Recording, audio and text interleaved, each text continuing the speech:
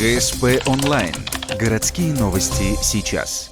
Стройка в поселке Аэропорт вызывает множество вопросов. Один из них – выплата зарплат. Отец Александра Матвеева устроился на стройку в ноябре. В феврале он умер. Когда сын стал поднимать документацию, выяснилось, что на протяжении 3 месяцев его отцу не выплачивали зарплату. Александр рассказывает, случай не единичный, разнятся только сроки. Кто-то не видел денег с ноября, кто-то с марта. До приезда председателя Госсовета Республики Игоря Ковзеля с проверкой стройка пустовала.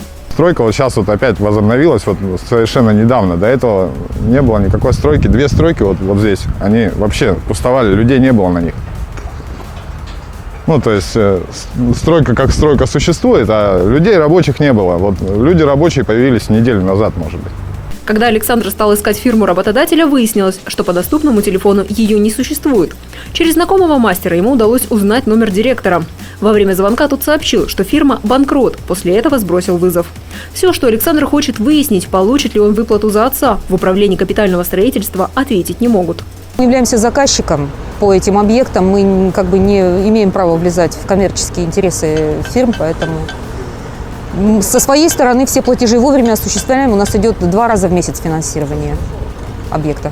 С августа 2014 года и по сей день строительством занимаются 2 фирмы. Первая – ремонтно-строительный трест из города Сыктывкар, вторая – ООО «Эталон» из Санкт-Петербурга. Как заявляют в городадминистрации, жалоб на невыплату заработной платы не поступало.